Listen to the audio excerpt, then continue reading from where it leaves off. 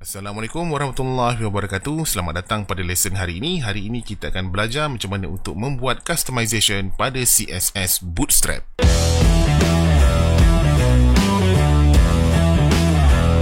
Untuk lesson hari ini, saya ada sediakan gambar-gambar yang kita perlukan untuk lesson ini, dan gambar-gambar ni boleh kita gunakan bersama-sama.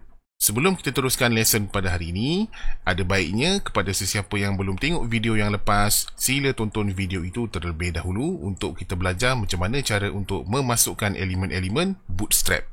Okey, jadi kita teruskan untuk lesson pada hari ini. Pada lesson yang lepas, kita dah letakkan satu navbar dan kita dah edit sedikit navbar tu.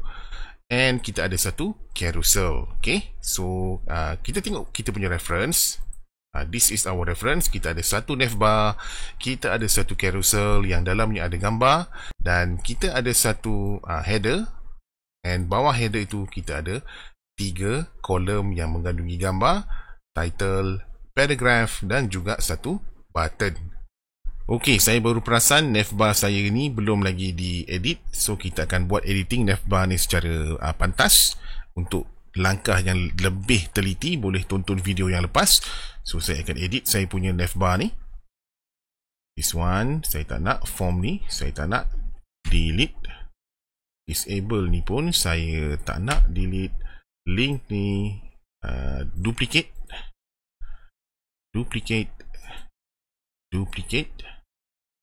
and tengok pada reference kita ada 1, 2, 3.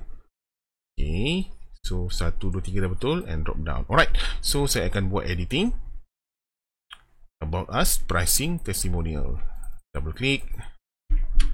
About us. This one would be pricings. Lagi satu, testimonial and project. Testimonials and project. Okay, so kita dah ada kita punya navbar dan carousel kita. Nanti kita akan edit. Buat masa sekarang ni, kita masukkan elemen yang seterusnya, iaitu this one, satu header. Okay, dalam Dreamweaver kita boleh go between Bootstrap punya komponen and HTML punya dokumen. So kita boleh panggil lah bila masa kita perlukan HTML punya elemen, kita pergi pada HTML. Kalau kita nak gunakan Bootstrap punya elemen, kita gunakan Bootstrap punya elemen. Sekarang ni framework yang sedang kita gunakan adalah framework Bootstrap. Jadi kalau kita masukkan HTML punya elemen sekalipun, dia masih lagi dalam environment Bootstrap yang memang akan responsif. So kalau tengok pada reference, kita ada satu header. Okay, so kita recall balik apa yang kita dah belajar dulu. Untuk masukkan header, kita make sure kita pilih HTML, sebab dalam Bootstrap dia tak ada header. Kita pergi pada HTML dan kita simplifykan kita punya DOM, sebab DOM ni terlalu banyak. So kita tengok dalam kita punya container, saya tarik sikit lah ya untuk besarkan. Dalam kita punya container ada navbar and ada kita punya carousel. So di bawah carousel ni saya akan tambah header tadi. Pergi pada HTML, kita ambil heading 1 and kita klik after. Okay, so kita dah dapat satu heading dekat sini. Kita boleh buat adjustment pada kita punya heading. Terus dekat sini, tekan edit HTML attributes ni. Kita boleh buat dia center, all caps lock ataupun bold. Cuma font kita tak boleh pilih lah. Nak pilih font, kita akan set pada CSS nanti. Okay, buat masa sekarang, inilah dia. Apa dia tulis dekat reference, interior design. So saya double click, select and tulis interior design. Ok, kita dah ada elemen yang kedua, iaitu interior design. Dan satu lagi elemen, kita akan tambahkan elemen kolom ni. Okay, dalam Bootstrap, kolom itu ataupun elemen dalam kolom tu kita panggil dia sebagai cut. C-A-R-D-S, cut. Ini satu cut, ini satu cut, ini pun satu cut. So sebelum kita masukkan cut tu, kita kena masukkan dia punya kolom. Okay, again, kita nak masukkan elemen yang baru. Kali ini kita nak gunakan Bootstrap, so kita klik pada Bootstrap component and kita pilih grid row with column. Kita masukkan column dia dulu. And this grid row with column akan masuk selepas header. So, bila saya klik, kita akan pilih dia after. Okay, berapa kolom kita nak? 3, 4, 5. Terpulang pada kita. So, dalam reference ada 3. Ini pun saya pilih 3. Okay, and kita ada 1, 2, 3 kolom. Di mana kolom ni, dia adalah responsive. Dia akan automatically rearrange mengikut size screen. Okay, so content yang ada ni, default punya content, kita buang. Kita tak nak. Double click. Highlight. Backspace. Ini cara yang mudah lah. Backspace. Kita still ada 3 kolom. Jadi, di dalam setiap kolom ni, kita akan masukkan kita punya cut. 1 cut, 2 cut, 3 cut. Okay. Klik pada kolom pertama. Ataupun, terus klik pada kita punya DOM. So, ini kita punya grid row tadi tu. Grid row kita ada 3 kolom. 1, 2, 3. So, saya pergi pada kolom pertama. Saya nak masukkan bootstrap component cut. Kita pilih yang atas sekali cut. Klik pada cut. Since cut ini akan masuk di dalam kolom, so kita set dia sebagai nest. Okay, so dia dah masuk. And kita boleh adjust dia punya sizing untuk fit pada kolom tadi. Okay, selesai. Dan ulang pada step yang kedua. Untuk kolom yang kedua, insert, cut, nest, besarkan. Pergi pada kolom ketiga, insert, cut, nest, and kita besarkan. Okay, so kita dah ada dia punya rangka secara roughly.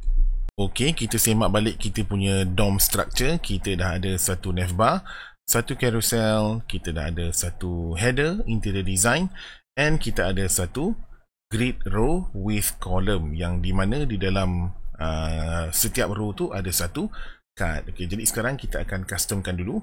Tapi sebelum tu, ada baiknya save dulu kamu punya file. Okay, kalau nak save, keluar copy dependent file ni, just klik OK. Alright, so kita akan customkan yang atas dulu, carousel ni. Okay. Obviously, kita akan tukar dia punya gambar. So, kita klik pada kotak carousel. And kita klik pada hujung ni, edit HTML attributes. Kemudian kita pilih pada src, singkatan untuk source. And kita klik browse for file. Carilah gambar untuk carousel tadi. Dan klik OK. Last sekali, klik pada make image responsive. Gambar pertama selesai. Kita ulang untuk gambar-gambar seterusnya. Gambar kedua, kita tekan dia punya slider. Klik pada carousel. Klik edit image attribute. Dan pilih gambar yang berkenaan. Carousel 2. Jangan lupa klik make image responsive. So, carousel 2. 1. Sekarang kita akan masukkan untuk carousel ketiga. Ulang step yang sama. Pilih gambar yang ketiga. And jangan lupa make image responsive. So, kita dah ada 3 gambar. First slide, second slide, and third slide. Okay, kita dah berjaya customkan kita punya carousel dengan gambar yang kita nak. So, kita akan buat benda yang sama untuk kita punya cut. Kalau kita tengok, setiap cut ni dia ada bagi size suggestion 318 kali 180 pixel. And setiap cut ni dia punya size dia adalah sama. Jadi untuk optimize dengan baik, kita sama ada kita bagi sizing yang exactly macam ni untuk setiap gambar kita kena edit dah dekat Photoshop. Ataupun kita nak letak gambar yang lagi besar, tapi make sure ketiga-tiga size dia adalah sama supaya dia punya layout nanti cantik. Tak adalah gambar yang besar ataupun gambar yang lebih kecil daripada gambar-gambar yang lain. Okay, jadi saya akan tukar cut yang pertama ni. Cara dia sama, klik pada placeholder tu, klik pada ni, dan kita pilih gambar cut pertama. Okay, untuk information, setiap gambar cut ni saya dah resize kepada size seperti yang diminta ni. So, just double click and make image responsive. Okay, kita ulang step yang sama pada gambar kedua. Klik edit HTML attributes, search gambar tu, klik pada cut and make image responsive. Klik pada cut ketiga, klik edit and search gambar yang kita perlukan, gambar ketiga, and make image responsive. Ok, jadi kita dah masukkan gambar dan kita tekan save all. Kita cuba refresh pada kita punya browser. Ini kita punya reference, ini yang sedang kita buat. Refresh and dia akan update dengan gambar yang kita nak. Okay, jadi kita dah semakin hampir dengan kita punya reference. Tinggal untuk kita edit teks di dalam dan juga kita bagi styling pada kita punya header ni. So saya akan stylekan header ni dulu pada Dreamweaver. Kita klik pada block untuk header berkenaan and dia akan highlight pada DOM. Ok, dekat sini untuk kita stylekan tulisan ni dengan styling yang baru, kita kena buat satu CSS yang baru. Jadi, kalau kita tengok pada kita punya CSS designer, pada sources kita cuma ada satu bootstrap. Yang ini dibuat secara automatik oleh Dreamweaver. Okay, untuk kita stylekan kita punya heading ni, kita kena buat style baru. Klik add CSS source, create a new CSS file, klik browse and pilih folder CSS di dalam kita punya folder yang kita buat tadi and bagi nama style. So inilah style yang kita akan gunakan untuk kita customkan keseluruhan projek kita ni. Okay. So kita dah ada satu style baru dekat sini. Okay, make sure kalau kita nak stylekan kita punya CSS untuk bootstrap ni, kita sentiasa pilih style CSS, bukan bootstrap ni. Bootstrap ni dia dah memang siap dengan dia punya styling. Yang ini kita tak boleh edit. So kita pergi pada style CSS, kita select bahagian yang kita nak berikan style tu and dia akan highlight dekat kita punya DOM. Then make sure kita pada style CSS, always check this one and pergi pada selector, klik pada tambah. Okay, apa nama yang keluar kita terima je, klik.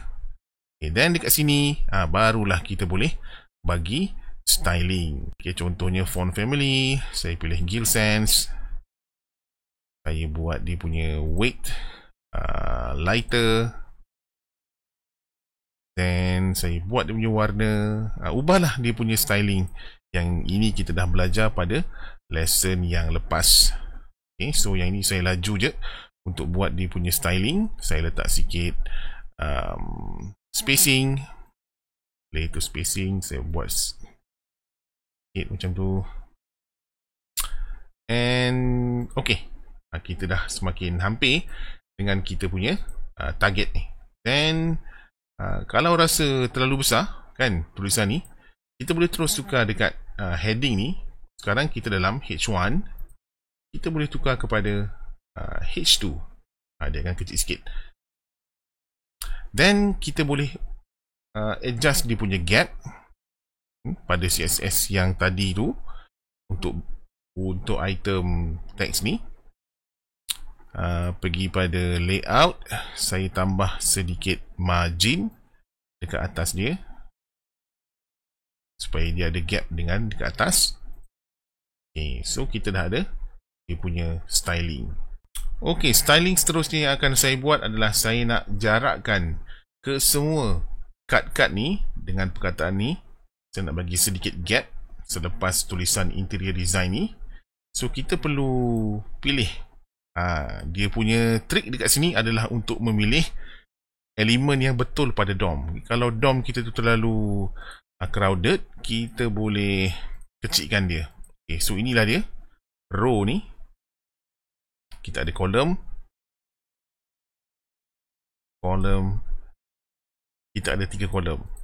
So saya nak gerakkan keseluruhan kolom ni, so saya pilih row ni.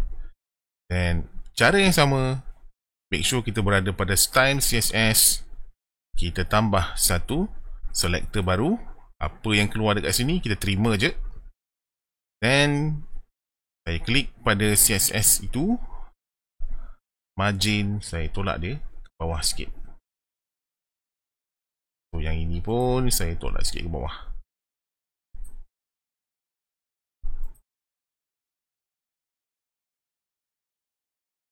Ok, so macam tu untuk kita stylekan dia punya visual. Seterusnya kita akan stylekan teks yang ada di dalam carousel dan juga di dalam kad ni.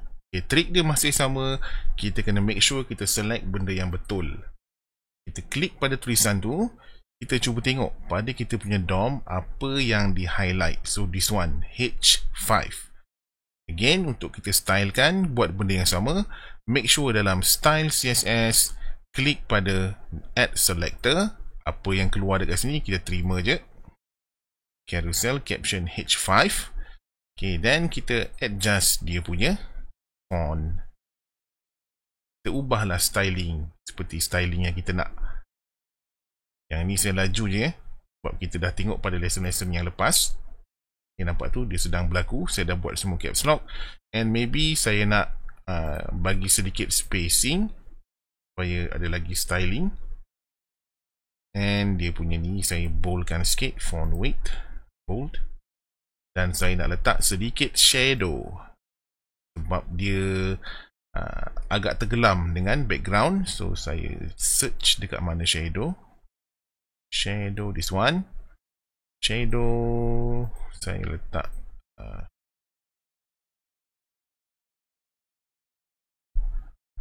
1 pixel. V shadow pun 1 pixel. Blur saya letak 5 pixel. And color untuk shadow tu saya setkan dia kepada black. So kita ada shadow dekat situ and tulisan tu lagi timbul. Maybe this blur ni saya tambah lagi sikit. Blur jadi 7 pixel. Alright, so kita dah ada shadow. And kita save all related file. Kita refresh kita punya browser. Ini tadi. And bila saya refresh, okay, dia dah berubah. Kita buat benda yang sama pada caption ni juga. Select caption tu and tengok dekat mana bahagian yang di highlight pada DOM. Okay, so this one, P. Again, make sure berada dalam style CSS and klik selector baru. Apa nama yang keluar kita terima je. Then kita boleh stylekan dia punya tulisan. Klik pada text. Font family. Katalah ini pun saya ambil Gill Sans. Saya suka font ni. And kita letak dia pun semua caps lock. And kita letak shadow. Ini optional. Nak letak boleh, tak letak pun tak apa. Shadow 1. Shadow 1 px. Blur 7. And color saya letak hitam. And file, save all related file. Tengok balik pada kita punya browser. Refresh. Ok, dia dah ada. Ok. Then kita cuba untuk adjust simple. Just double click. Kita boleh tulis apa yang kita nak. Kita boleh bergerak. First slide. Then second slide pun kita boleh ubah. And third slide pun kita boleh ubah. Cara yang sama juga kita apply pada elemen dekat bawah ni. Kalau kita tengok dekat sini, ini adalah elemen H5 untuk cut. Jadi kita cari pada kita punya DOM dekat mana. Okay, this one, cut title. Again, pergi pada style, make sure berada dalam style. Add selector baru, apa nama yang keluar kita just terima. And kita boleh ubah dia punya teks. Bukan setakat teks, macam-macam kita boleh ubah dekat sini. Ingat balik apa yang kita dah belajar pada lesson yang lepas. Saya set, katalah yang ini saya set dia punya tulisan kepada warna biru. This one, font family, Gill Sans, and saya nak buat dia. Nampak semua dah berubah. And maybe saya bagi dia sedikit styling, bold, font weight, bold. Dan sama juga kita buat pada P. This one. So this one adalah P. Kita cari dekat mana dia punya selector. Ok, ini dia P. Dan pergi pada style CSS, pada selector, klik selector baru, apa nama yang keluar kita terima je. Dan kita set dia punya text. On family sense. Ok, dia dah berubah. Maybe color saya tak nak buat hitam, saya nak buat dia sedikit kelabu, setakat boleh dibaca. Ok, then cukup lah tu. Ok, finally button. Maybe button ni kita tak nak buat dia warna biru, so kita klik pada button tu and dia akan highlight pada DOM yang betul, this one. Ok, dan klik pada style, klik pada add new selector, apa nama yang keluar kita terima je. And kita boleh ubah dia punya background color kepada, let's say, kelabu. Okay, semua button-button yang menggunakan styling yang sama akan tukar kepada warna kelabu. So kita boleh save all related file and kita refresh kita punya browser. Okay, so kita dah berjaya customkan kita punya Bootstrap layout dengan menggunakan CSS. Alright, so saya rasa setakat ni itu saja lesson untuk hari ini. Banyak sebenarnya apa yang kita buat pada hari ini. Tak apa, kita buat pelan-pelan. InsyaAllah kita akan berjumpa pada lesson akan datang di mana kita akan customkan banyak lagi elemen. Contohnya customkan pada navbar dan juga elemen-elemen Bootstrap yang lain. Okey, itu saja untuk hari ini. Sekian, terima kasih semua. Assalamualaikum.